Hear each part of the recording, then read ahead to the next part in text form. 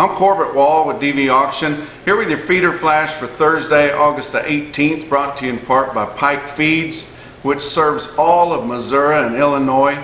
Pike Feeds strives to work around the needs of each individual operation. It's a do-all meal, including premixes, balancers, minerals, grain mixes, and all kinds of supplements, including all natural supplements. Check out Pike Feeds. It was a great day. It was a great day for the market, and personally on Wednesday, which most of you know that watched the last visit we had on the feeder flash, Wednesday was my 50th birthday, which is a big milestone, I assume, in everybody's life. But have to admit, the day started out and I was a little bit down. I had to get up at 4:30 to make a flight to Mississippi, where I had several speaking engagements the balance of this week, and just feeling a little bit melancholy about the whole thing. But by the time that first leg of my flight touched down in Houston, my gosh, my phone just blew up. And just messages and greetings and birthday wishes from people all back in my life. I mean, just from all ranks and classes. Of course, all of my family and my 3 daughters, and close friends and relatives, and then going into just everybody. I mean, from girlfriends and old girlfriends and ex-wife and in-laws and outlaws, and just people that I've known throughout my career, hard-working guys that worked out in the yards at some of the sale barns that I've been in and around my life for the last 30-some years, and all the way to biggest players in the cattle industry, your biggest cattle feeders, biggest order buyers, shippers, and guys all up and down the line, feeder flash gang members, people I don't even know that watch this visit on a regular basis, and it just filled my heart. And I know that sometimes we get a little lax about wishing people happy birthday on social media and things like that, but man, when it's your birthday, it sure does pump you up and make you feel good. And then I thought, once I got to Mississippi, I thought, man, that's as good as it gets, until I show up at Gulf Regional Livestock in Lucedale, Mississippi, and I see this big banner that they've got on a straight deck truck outside the parking lot there, and saw that, and man, if that didn't tickle me to be top billing there. And they had a good sale there, and the market was good, and had a big crowd, and everybody excited about what's going on in the cattle industry. And I was able to give a presentation there, and people were very attentive and listening and appreciative of the message that I had there. I was able to sell a donated heifer by friends and family, children, grandchildren, and even great-grandchildren of Moley Herring, one of the owners there at Gulf Regional, and we sold a registered Bramer heifer donated by them for $6,000 to raise money for a charitable foundation. But then after that, had a good time just visiting with everybody. Was able to go out for a steak dinner with Ricky Ruffin, who's a good friend of mine, the guy that did the testimony for the House Ag Committee hearing there, and a friend Sam Blakeney with Zoetis. He's taken me around and got a bunch of these things set up, and I'm coming to you from his bunkhouse here, which is better than many places that I've lived, and this is where I'm recording from tonight, and where I'm going to stay the night.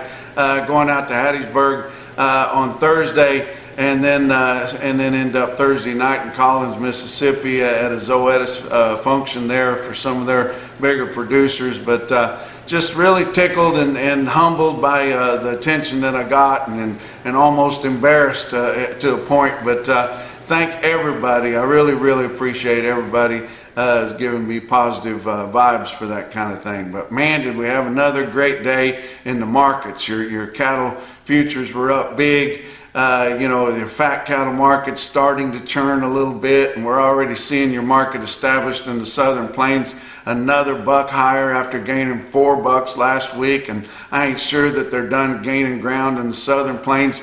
The Northern Plains is trading at the higher end of last week's higher market there, and I tell you what, these guys in Iowa that's got the best grading cattle, they are licking their chops at how hungry these packers are and short bought and needing cattle, and particularly their best grading cattle there. And Nebraska's already gaining big ground, especially on a dress basis. But just unbelievable how good the market is. Your feeder markets, I'm going to give you a ton of feeder cattle quotes because I know that's what you guys really like. And this thing is gaining ground in leaps and bounds. It seemed like earlier in the week on your high volume Monday sales, I think some of the buyers and the orders that they were representing we're taking a little bit wait and see. Is this thing really that good, or are we zooming to the moon or not? But there by Wednesday it was evident, and we saw big gains in your feeder cattle auctions on Wednesday. I'm going to give you a whole bunch of those. But one thing that's a little bit worrisome that I did see on Wednesday is your cattle on feed estimates for the report coming out on Friday. They came out, and just as I suspected, I don't think your analysts that go together and put together the average of the guesses took enough account of what went on in Central and South Texas, and really the whole meat of Texas, Southern Oklahoma, Arkansas, places like that, where they were absolutely having a fire sale due to the extreme drought. And it's really backed off, not because conditions have gotten all that much better, but just because they've about run out of cattle to sell.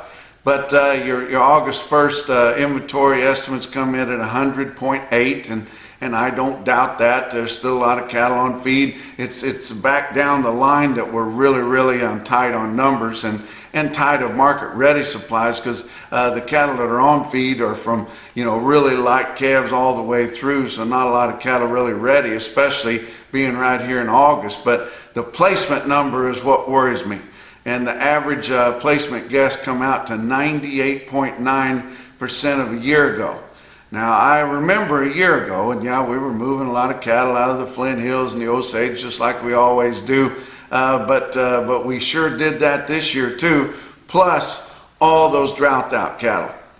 Now, I'm not sure that USDA's models are going to find those cattle any better than the average of the analysts guess, because their models are set up pretty much the same, and normally they're in there pretty tight. But it just worries me that they're going to come out with a big old number, 100 and something, and it's going to be bearish and give a hiccup in this driving market that we've got right now.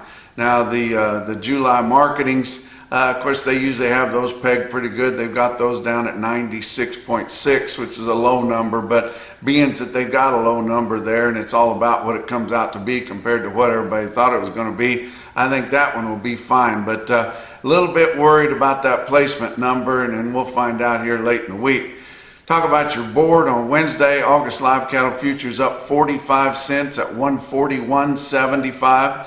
October up 17 at 145.85. And then your back months on live cattle up 22 cents to up 47. And don't look now, but you look all the way out to December of 23, and they've got that contract a pinch over 160. Sounds pretty handsome to me. August feeder cattle up 172 at 183 and a quarter, and your index levels are just right behind it. They've been lagging so far behind here all summer, but they are getting right up in there tight. September's up 165 at 187.12, and your back months of feeder cattle futures up 102 to up 185. And you look out there at spring 23, and we've got our future contracts trading all the way up and over 195.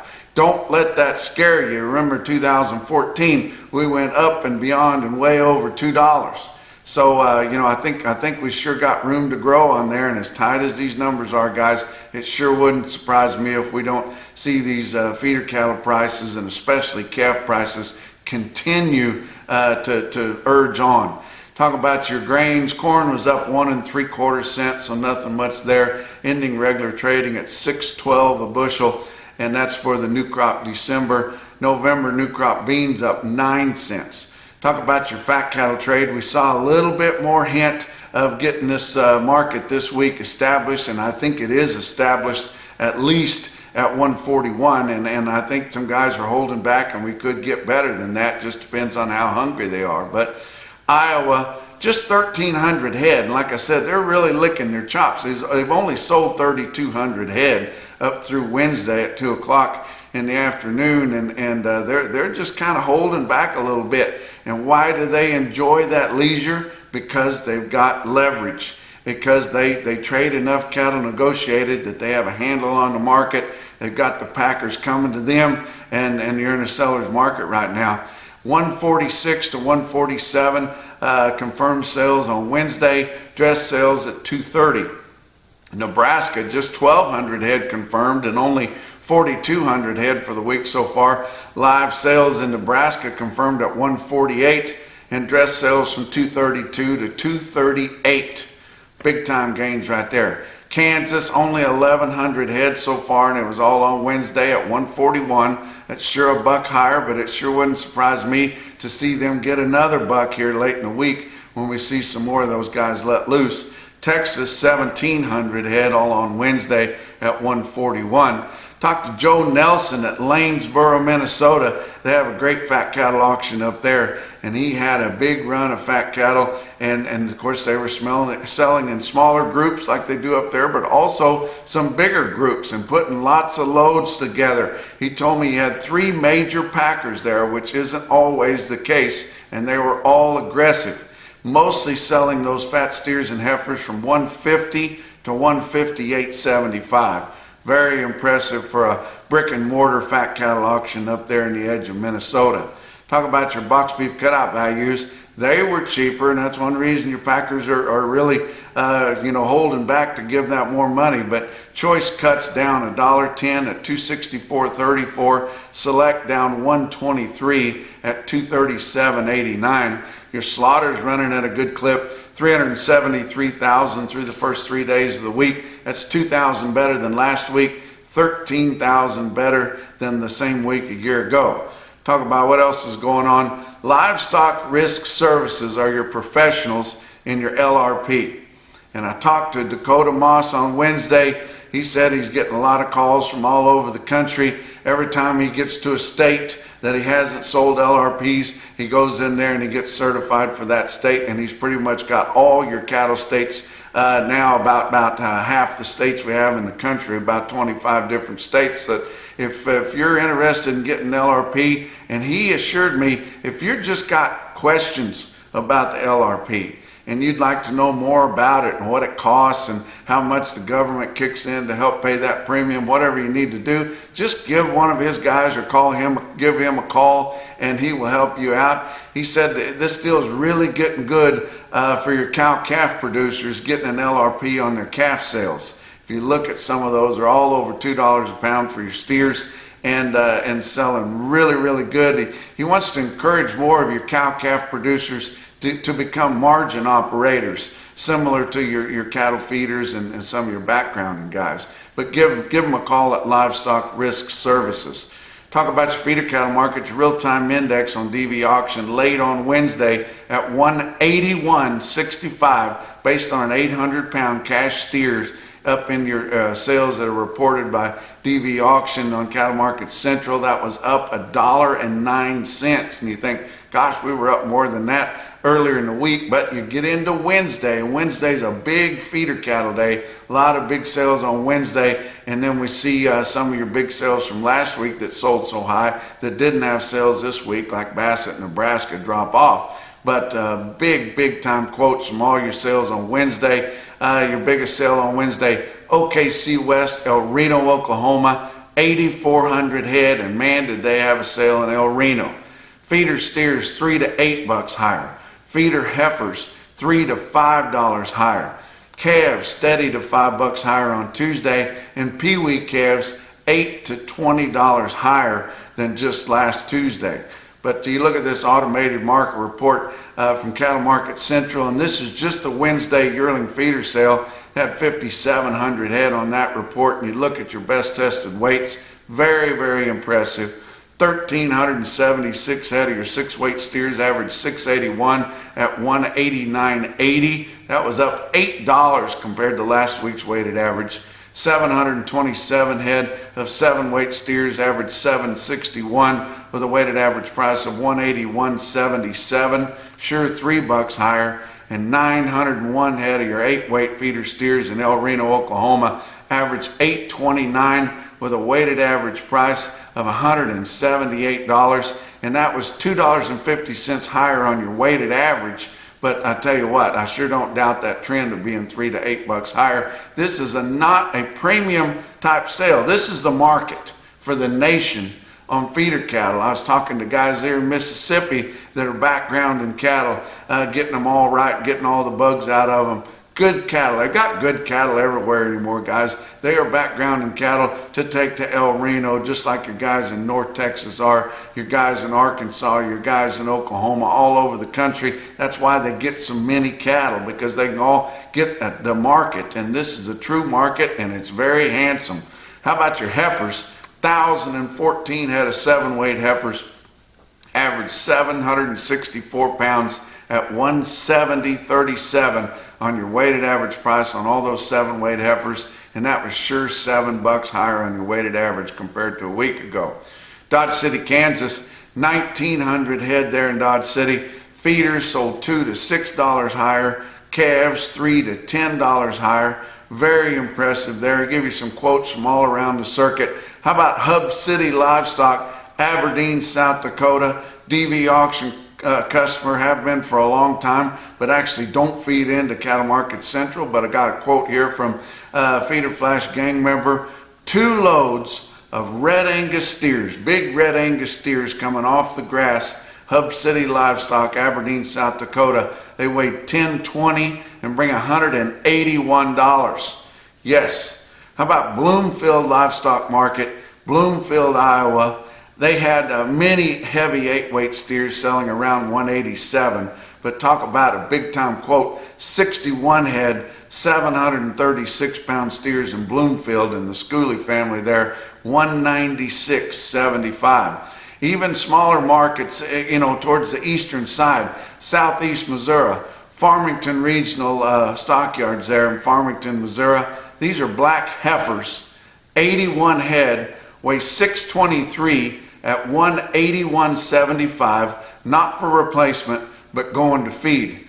Stockman's Livestock in Yankton, South Dakota, 4,700 head. I always talk about their fat cattle auction. They've got a hell of a feeder cattle auction there too. Not reported by Federal State Market News Service, but always reported here on the Feeder Flash and Cattle Market Central. Look at this automated market report. 651 head of 8-weight steers, averaged $857 with a weighted average price on all of them of $183.86.